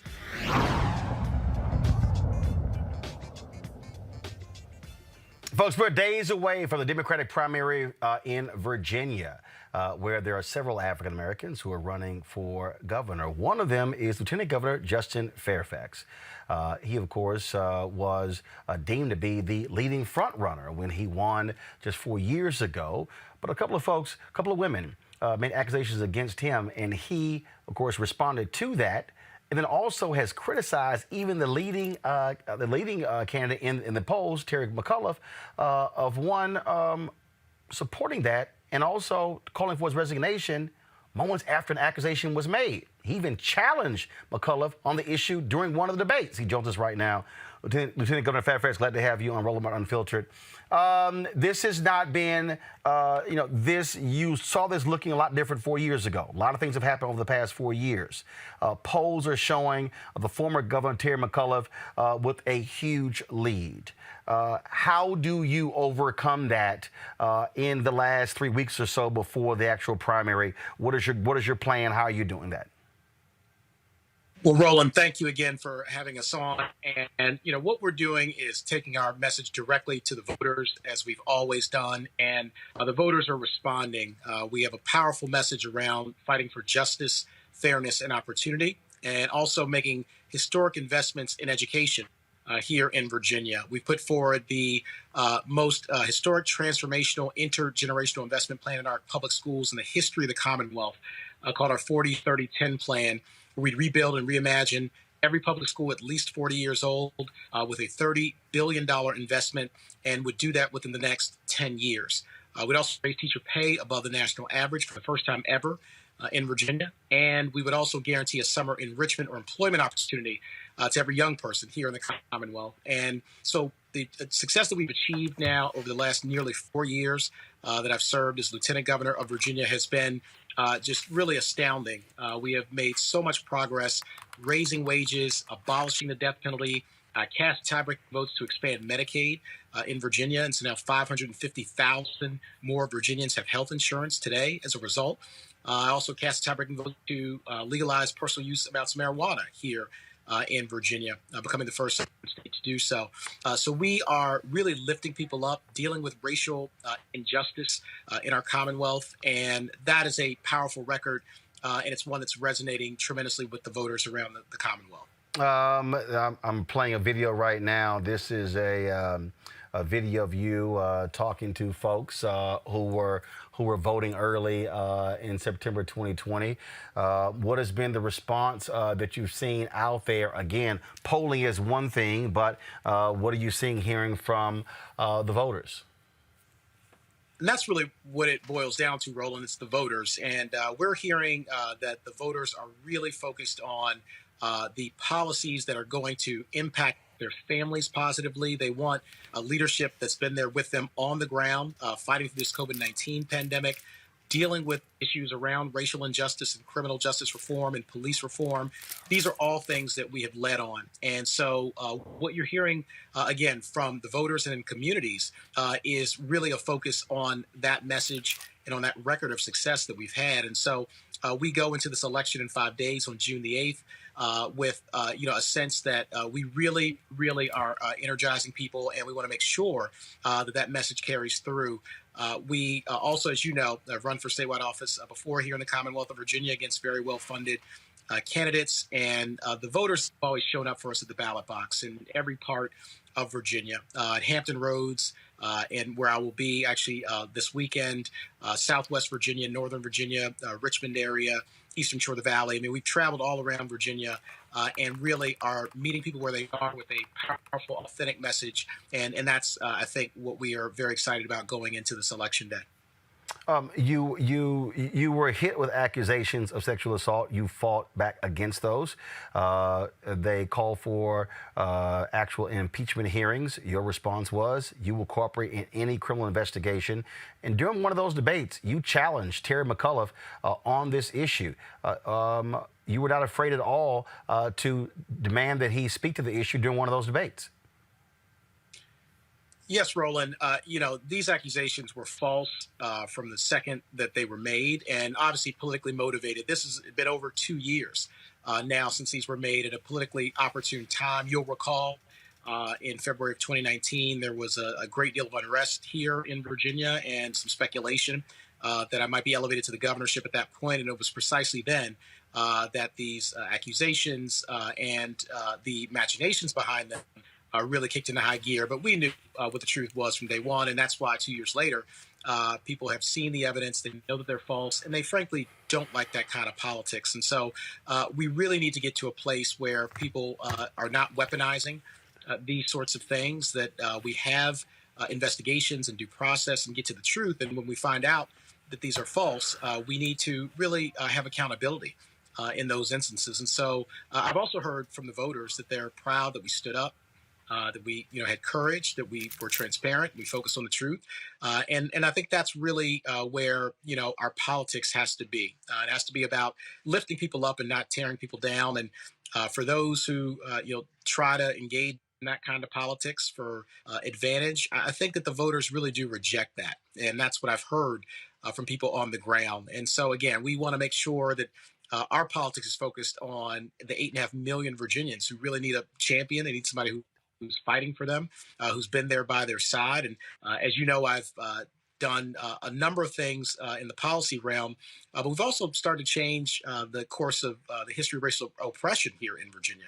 A week and a half into my role as lieutenant governor, I protested the honoring of Confederate generals, a tradition that had been carried on in the Senate of Virginia for 150 years.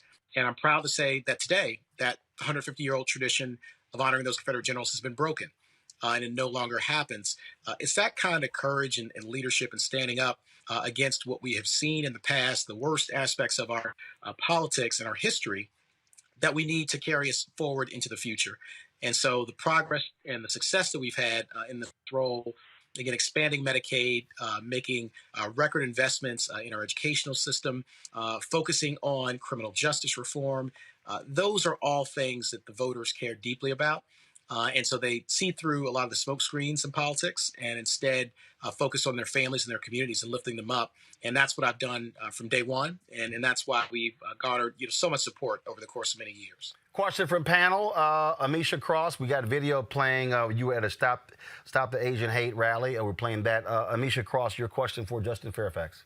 Lieutenant Governor Absolutely. Justin Fairfax. Lieutenant Governor Fairfax, thanks so much for your commitment, not only to equity, but also to advancing education, healthcare, so many things across the state of Virginia, the Commonwealth. As we move forward in this election process, obviously it's going to be tough. It's a tough ride. What do you think are some of the things that you have to prove in order to stand out here? You've definitely got the record, but beyond that, to get people to turn out, to get people to push that button, to finally, envelope around you again, because if this election had been held just a few years ago, I think you would have been the top choice. Today, things look slightly different.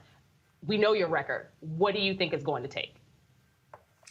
Thank you, Misha. I think what it's going to take is, again, us getting our message directly to the voters. And I think the voters really want someone who is willing to fight for them, to stand up for what's right.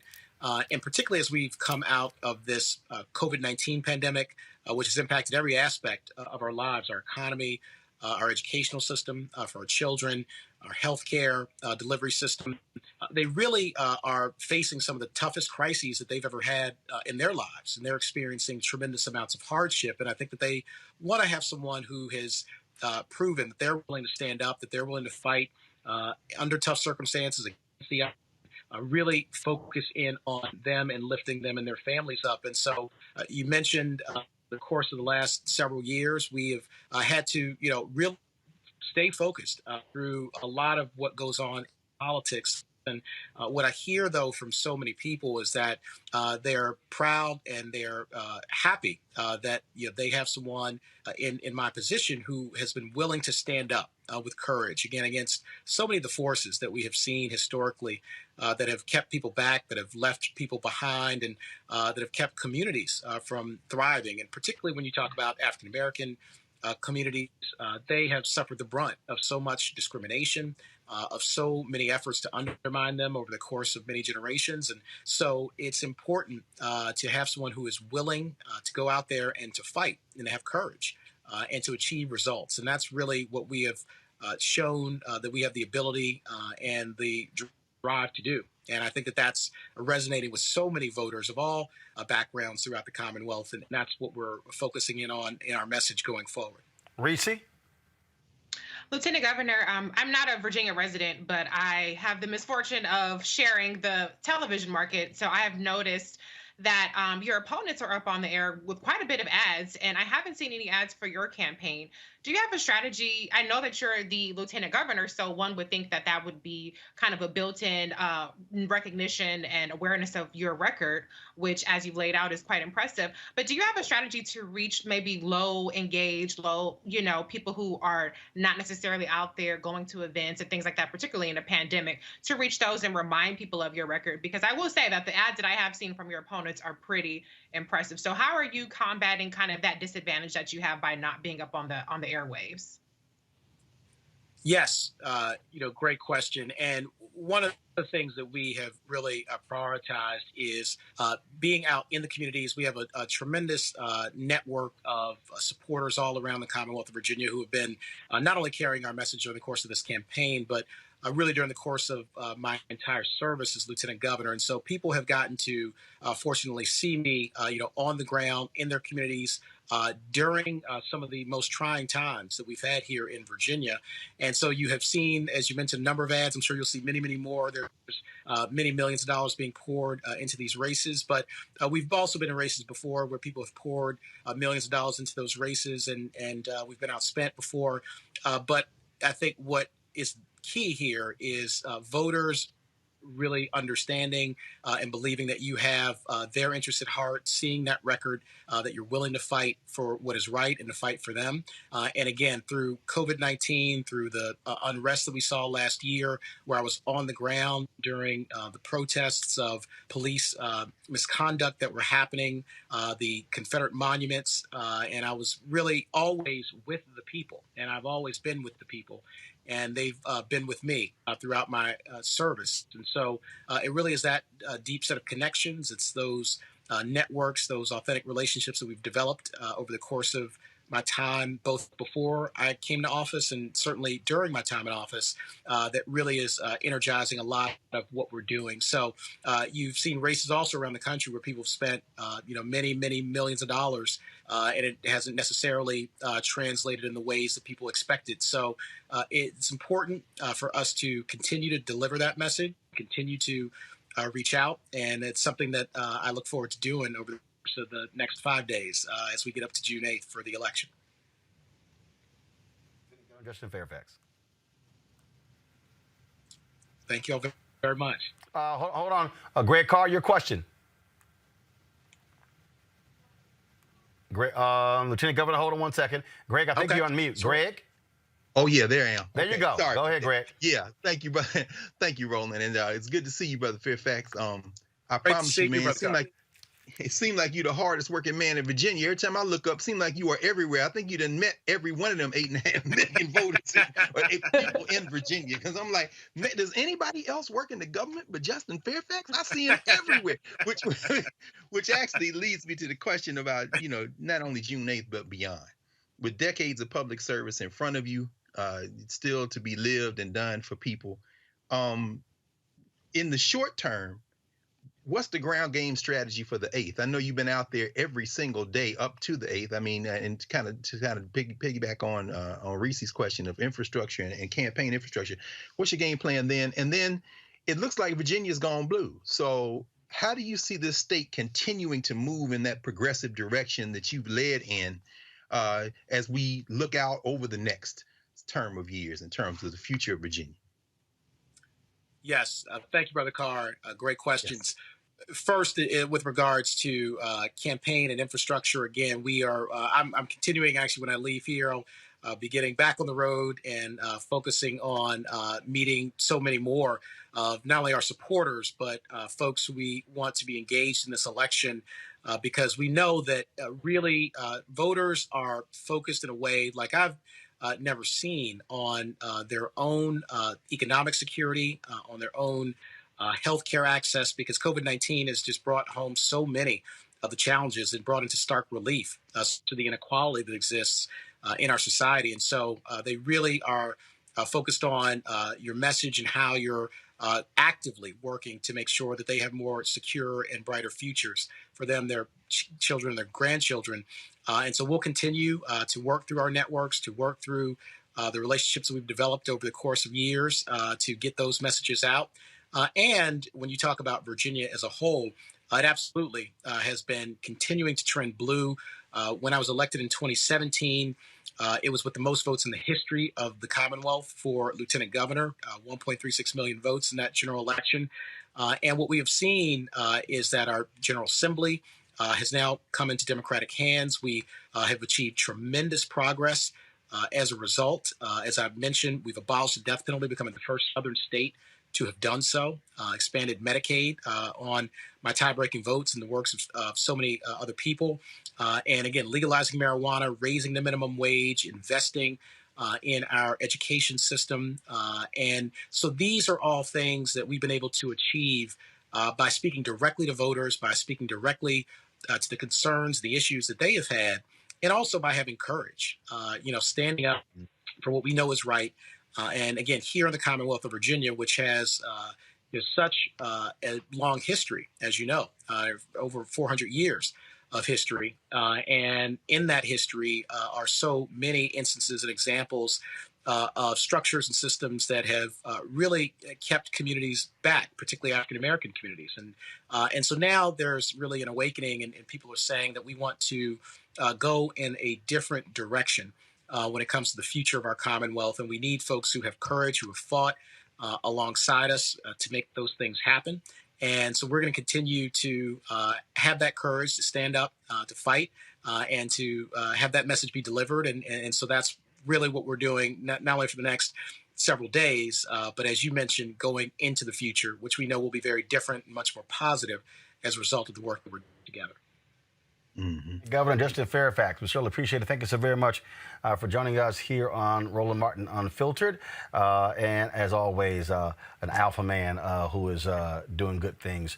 We'll see what happens on June 8th. Thanks a lot. Great. Thank you all so much. God bless you. Take care. Thank you very much. All right, folks, y'all know what time it is. No charcoal grills are allowed. I'm white. I got you, bro. Illegally selling water without a permit On my property. Whoa! Hey! You don't live here. I'm uncomfortable. All right, folks. Monday was, of course, Memorial Day, and in Ohio, event organizers were not happy at all that a white retired lieutenant colonel dared to actually give the history of Memorial Day. Joe, did this actually happen? Memorial Day was first commemorated by an organized group of black freed slaves less than a month after the Confederacy surrendered. Recent years, the origins of how and where Decoration Day began has sparked lively debate amongst historians. However, Yale historian David Blight, asserting the holiday is rooted in a moving ceremony, was conducted by freed slaves on May 1st, 1865, at the tattered remains of a Confederate prisoner of war camp. It was a Charleston, Washington racecourse and jockey club, today known as Hampton Park, The ceremony is believed to have included a parade of as many as 10,000 people, including 3,000 African American school children singing the Union marching song, John Brown's Body. They were carrying armfuls of flowers and went to decorate the graves. Interesting that there would be a tie back to Hudson with that song from John Brown. Most importantly, whether Charleston's Decoration Day was the first is attended by Charleston's black community. AJ, Mike. We'll continue on. This is why you moved in closer, so you can hear this. All right, y'all. So there, he decided to continue to speak, and it was after, we don't have it here, he continued to give the history, okay? And after he gave the history, and then went back to the part of his speech that was not part of the black folks in history, they turned the microphone back on. Okay, so the president of the Hudson American Legion Auxiliary, Cindy Sushan, she admitted that this is her quote to the Washington Post, to Akron Beacon Journal. We asked him to modify his speech, and he chose not to do that. Well, he was under the impression that, again, y'all asked me to speak, I'm gonna sit here and give my speech. Speak your speech. and so now it was only two people who could have made that decision, and Kempter did not want to call out exactly who made the decision. One of the folks, it's right here. On Wednesday, Sushan confirmed, this is the Washington Post. On Wednesday, Sushan confirmed that, let me find it right here. Confirmed to the Akron Beacon Journal, either she or Jim Garrison, the adjutant of the American Legion, Lee Bishop, Post 464, had turned the audio down because the theme of the day was honoring Hudson veterans. She declined to confirm who specifically had turned down the volume. Of course, that fool wouldn't even comment, said he had nothing to add. The Ohio American Legion is investigating the incident. Reese, Lord, these white folks will even check a white man. A white retired lieutenant colonel, and it wasn't even like it was his whole speech. He was just saying, this is the history. You know what? I'm tickled pink by how much that triggered them, because that was a very mild speech. I mean, it wasn't like he got up there and said, Black Lives Matter. I mean, good Lord. But, it's so funny because, okay, let me say this. The melanemic, to borrow from Jane Elliott, are so full of shit, because all this weekend they was having a whole cow about Vice President Kamala Harris's tweet and honor the troops and, patriotism, X, Y, and Z, and you need to recognize the history, and there's all this, history behind this long weekend. And here you have an actual decorated veteran who is actually explaining, a white man who is explaining the history, and they can't even handle it. And so it's not funny, but it is funny, because even just the mildest reminder of the just sordid history of our country, and actually reminded the melanemic who lost the war, which is the Confederacy, is enough to send them over the edge. But, I applaud Lieutenant Colonel for carrying forward with his speech and for not letting them silence him. And, they were able to turn him down, but they weren't able to silence him, because you can't silence the truth. If you guys don't want to admit it, that's fine, but it's still out there. Amisha, it's laughable with these idiots. And I love it how they say, well, the speech was supposed to be about Hudson veterans. The man remarked about John Brown, whose family settled in Hudson, Ohio. Roland, I think they have to consistently be reminded, Black history is American history. American history is Black history. And trying to erase Black history and Black contributions to things that have been nationalized. Memorial Day is a very important holiday that has been celebrated across this country for decades now, for generations. And to eradicate the fact that Black people actually created it, the reason why it's celebrated is because of Black people. They don't want to hear it from Black speakers. They clearly don't want to hear it from white speakers either. This goes beyond just a notion of critical race theory and teaching our history in classrooms and making the American public more in tune with the Black contributions, but also the reasons why there is so much Black pain that still exists across this country, because white people just don't want to hear it. They don't want to hear it from any speaker. And I think that it's extremely disrespectful, to Reese's point, to all of the people who tweeted all this past weekend and kept hooting and hollering over and over again about how they felt that Vice President Kamala Harris was disrespecting Memorial Day and disrespecting veterans because she had said, have a good long weekend. At the end of the day, most Americans had a good long weekend. They hung out with their friends, family, traveled, went to picnics. It was what it was. On that same token, you have a decorated veteran who is speaking and honoring the contributions of veterans, honoring the holiday, mentioning the history of said holiday, which, yes, includes a strong contribution from Black people who created said holiday. All of a sudden, his mic gets cut off right when he was about to get really deep into it. And by really deep, I mean probably 3 or 4 more sentences. They just didn't want to hear it at all. Greg, we started this show talking about these white Democrats who don't support H.R. 40. We already know the white Republicans don't support it. Mm-hmm. Here was a Memorial Day event. Memorial Day. All the man was saying was who started Memorial Day. And these white folks couldn't even handle that. No, of course not. But as you said, and as Reese has said, and as Amisha said, you know, this is where we are, but this is where we always been, Roland.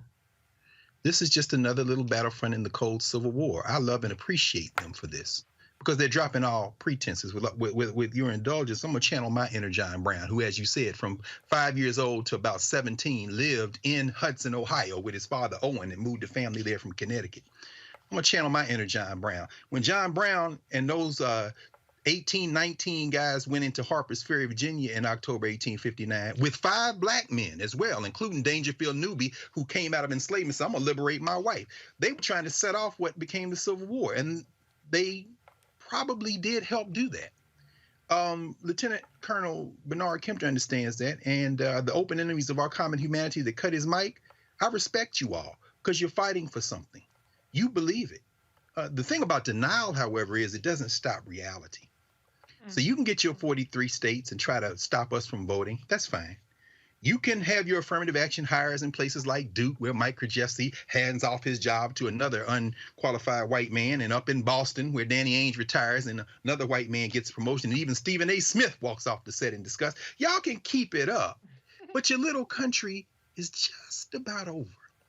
Now, I'll say this in the context of what happened on Monday.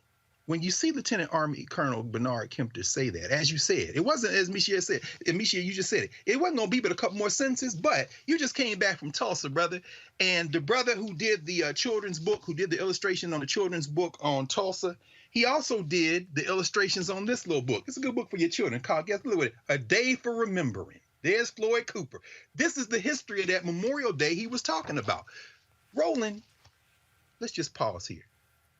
Those Klan-adjacent white boys between Akron and Cleveland and that little place called Hudson, Ohio, which has racial problems at Hudson High School the past couple years, they're fighting for something that is a betrayal. Forget a betrayal of America. It's a betrayal of our common humanity. Because what Kempter was telling them about in May 1865, those Black soldiers in Charleston, South Carolina, went into what was a Confederate prison camp, dug up the bodies, Roland, dug up the bodies of the soldiers who had died in the Civil War, irrespective of their race, Black and white soldiers. But these Black people dug up the bodies, gave each of them a decent burial, and then 10,000 Black people. He mentioned David Blight, but with all due respect to Professor Blight, a Black man and Black women have written about this for years. My man, Willard, I can't think of his name, Jenkins. Wilfred Jenkins at Temple University wrote about this in his book on Charleston. 10,000 Black people showed up that May the 1st and decorated those freshly dug graves with flowers, including 3,000 school children, Black school children who did it. Black school children before the end of the Civil War? Yeah, because they started schools immediately. And I love this picture. There's the arch those black men put together, martyrs of the race course, and they marched in there, and those children laid those flowers at the grave, singing, John Brown's body lays a molding in the grave. But his truth is marching on. Turn off the mic, because we about to turn off the lights on your little settler project. And you can put your fingers in your ears if you want to. You're just going to get run over. That don't mean the water ain't going to drown you anyway. I just love how these folk cannot handle any level of truth. You know, that was one of the cable news executives told a friend of mine that when he asked, why don't y'all have Roland Martin on more? And the person says, well, you know, I like Roland, but he's like a strong cup of black coffee. Thank you. And I said, you damn right. I'm telling y'all, folks, this is why all you black folks, when y'all going on these mainstream networks, do what I've always done, and Greg is showing y'all. Read some of them damn books. Infuse actual history into your analysis when you're on. Use your television hits as an opportunity to educate the masses on black people. Use the opportunity to weave in American history. Don't just talk about present day, because the reality is, as Dr. Maya Angelou told me, you are a teacher, and use it wisely. That's why I don't play around with this. That's why you don't see me sitting here getting involved in gossip and mess. That's why we don't talk about on this show who got married, who got divorced, who having kids. Because if y'all want to hear that stuff, y'all can go to somebody else's show. This is why we deal with real stuff. And so to that retired lieutenant colonel, way to give him hell and way to keep giving your speech. And I told Jackie, our booker, track him down. I would love for him to come on and read that speech again, so we have a clear audio portion of what he had to say. That way we can share it. And hell, more folks. And see, this is how stupid they are, you dumbasses there in Ohio. Because y'all so dumb. More people have actually heard what he had to say than the number of people who were actually at the event. That's why y'all keep playing yourselves. I keep telling y'all folk while we had this segment, Crazy Ass White People, because all y'all are doing is making our jobs easier. So I hope the American Legion of Ohio fire Cindy and that other fool, and y'all go ahead and replace them with some black veterans. Please do that. Hey, y'all, an update on our girl Erica. Yeah, go ahead, Greg. To tell you, congratulations, man! You coming to my hometown? You on the faculty of Fisk now? Yeah, that is true. That is true. The folks at Fisk announced that last week. I'll be a scholar in residence, and so I will be teaching several times at Fisk in the next year. Looking forward to chatting with the students and bringing the funk on campus. Y'all know how we roll. Y'all know how we do it. This was the announcement they actually sent out right here. It's the inaugural Revis L. Mitchell Distinguished Scholar in Residence. And so I appreciate Fisk President Van Newkirk for doing so. And so looking forward to that. Absolutely. Also, let folks know I got an opportunity. Our girl, Erica Savage Wilson, we talked today. Erica is improving. Y'all, Erica, of course, one of our regular Thursday panelists. A lot of y'all have been saying you miss Erica.